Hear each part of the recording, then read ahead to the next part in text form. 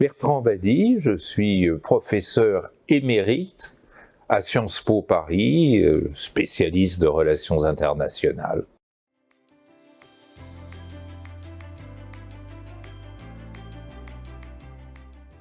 Je crois que vous mettez le doigt sur l'actualité. Et vous avez tout à fait raison de poser la question en ces termes, parce que nous vivons une sorte d'équivoque qui dure.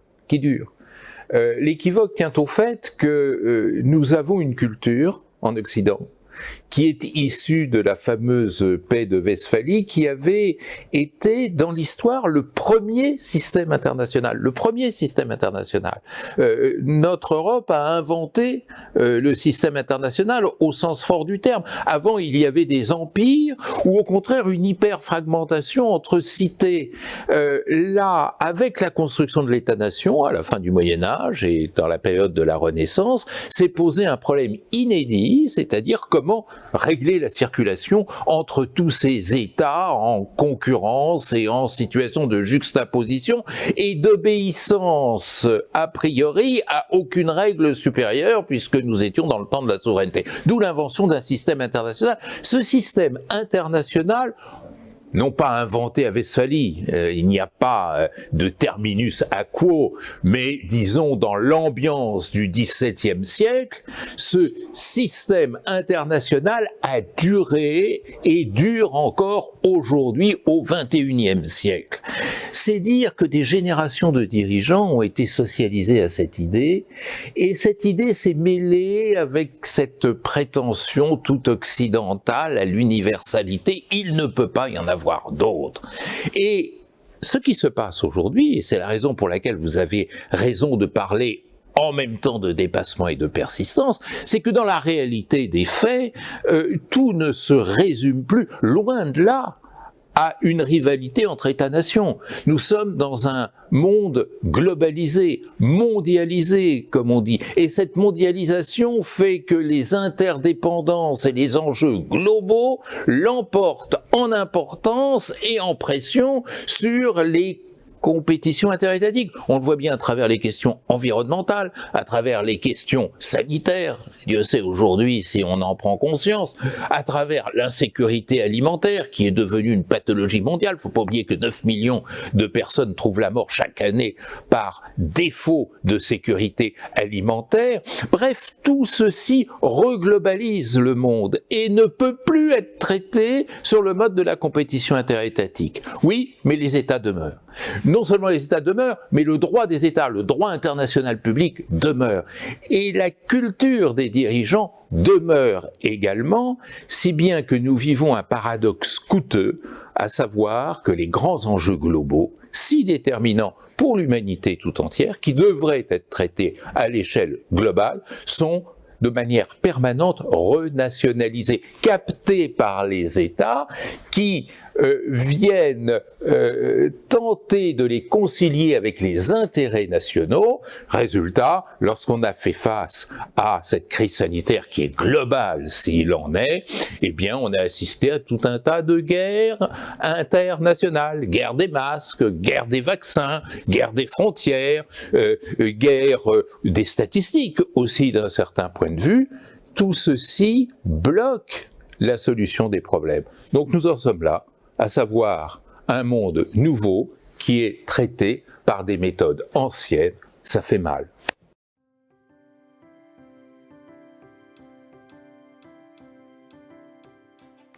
Alors, pas exactement. On pourrait effectivement le considérer, et je considère que effectivement c'est une piste de recherche.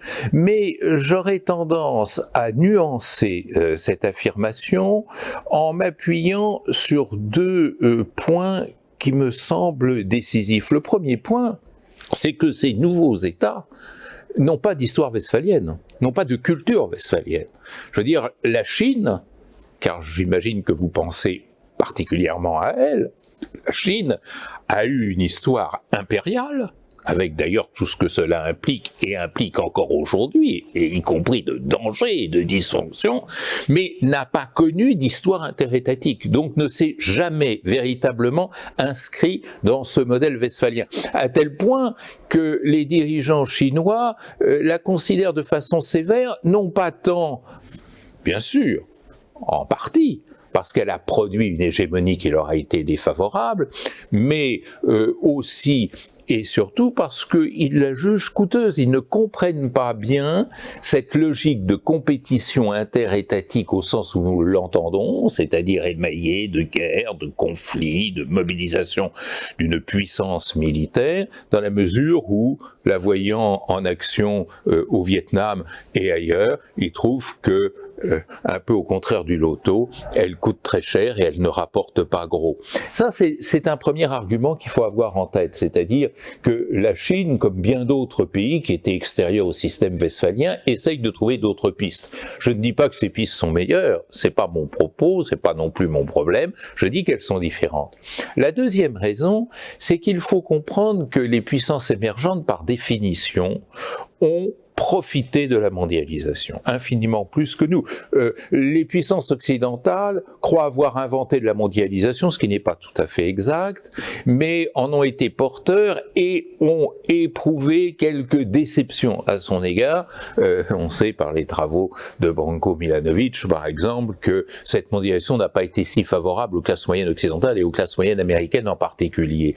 Eh bien, pour les puissances émergentes, c'est différent.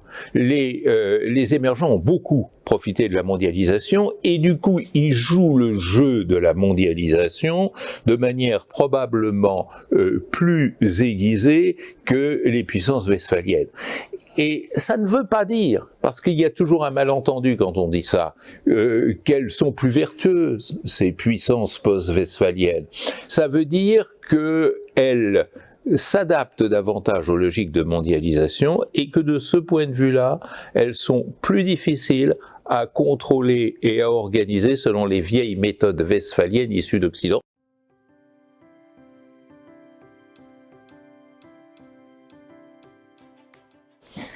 Là aussi, vous avez raison, c'est tout un problème, parce que si on regarde notre multilatéralisme, celui de la SDN et celui de l'ONU, mais on pourrait aussi parler de ce pré-multilatéralisme qui a parcouru déjà la deuxième moitié du XIXe siècle. Je pense à l'Union postale universelle, je pense à l'Organisation internationale de l'hygiène publique, etc. On a affaire à un multilatéralisme qui est strictement interétatique, qui est très westphalien en fait, et qui est issu, là je reprends une formule de Lloyd George à la paix aux négociations de Versailles en 1919, qui est issu du concert européen. C'est-à-dire, finalement, le multilatéralisme a été pensé par un Lloyd George, par Wilson, dans son 14e point, comme étant une association de nations souveraines qui essayent de réguler leur compétition et faire en sorte que cette compétition ne dérive pas, ne dérape pas vers la guerre. L'enjeu aujourd'hui est autre. L'enjeu, je ne dis pas que éviter la guerre n'est plus un enjeu, mais ce n'est plus l'enjeu principal. L'enjeu principal aujourd'hui, c'est de traiter les grandes questions globales auxquelles je faisais allusion tout à l'heure.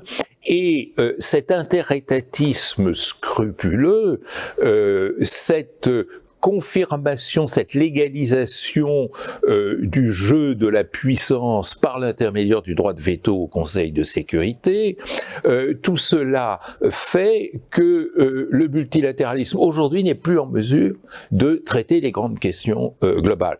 On en veut pour preuve l'incapacité du Conseil de sécurité, qui est quand même le centre de gravité des institutions multilatérales et la principale garantie de la paix. Le Conseil de sécurité reste très attaché à une définition très ringarde de la sécurité, c'est-à-dire qui est strictement nationale, politico-militaire. Le Conseil de sécurité répugne à se saisir, malgré les efforts de certains, des questions environnementales, des questions sanitaires. On l'a vu lors de la paralysie du Conseil de sécurité au printemps 2020, lorsque on a cherché à produire une résolution sur le Covid-19, ou comme sur les questions d'insécurité alimentaire. Et du coup, il y a un décalage de plus en plus grave qui se crée entre cette pérennisation presque artificielle de la vieille logique de puissance et les enjeux de la sécurité contemporaine. Et d'ailleurs, même si on se tournait vers la vieille puissance, la puissance westphalienne, est-ce que le Conseil de sécurité est l'image de cette puissance westphalienne, ou est-ce qu'il n'y a pas des décalages liés au fait qu'un certain nombre de grandes puissances ou de moyennes puissances n'y sont pas représentées? Mais ce que je voudrais dire pour équilibrer mon propos, c'est que les Nations Unies ont fait un travail magnifique pour promouvoir cette sécurité globale. Mais malheureusement, cette promotion n'a jamais pu aboutir ni à institutionnalisation, ni à se loger au centre du dispositif multilatéral. Il faut rendre hommage à Kofi Annan, qui, dans sa déclaration du millénaire, qui, à travers les objectifs du millénaire pour le développement, avait véritablement affiché l'importance de cette sécurité globale. Il faut rendre hommage au PNUD, au Programme des Nations Unies pour le développement, qui dans son rapport de 1994 avait défini, pointé cette sécurité humaine. Encore une fois, 9 millions de morts par an par la fin, 8 millions de morts par an, c'est l'OMS qui le dit, par l'effet direct ou indirect du changement climatique. Et le poids du changement climatique, le poids des crises sanitaires et des crises alimentaires sur les guerres nouvelles, sur les nouveaux conflits, on le voit bien en Afghanistan, dans le Sahel, tout ceci est rejeté du centre du système onusien. Donc mon souhait, c'est que cette sécurité humaine, ces objectifs millénaires du développement, ces ODD, les objectifs du développement durable, viennent se positionner au centre du multilatéralisme, et alors à ce moment-là, nous passerons au multilatéralisme, comme on dit dans le jargon d'aujourd'hui, 2.0, c'est-à-dire un multilatéralisme non plus interétatique mais global.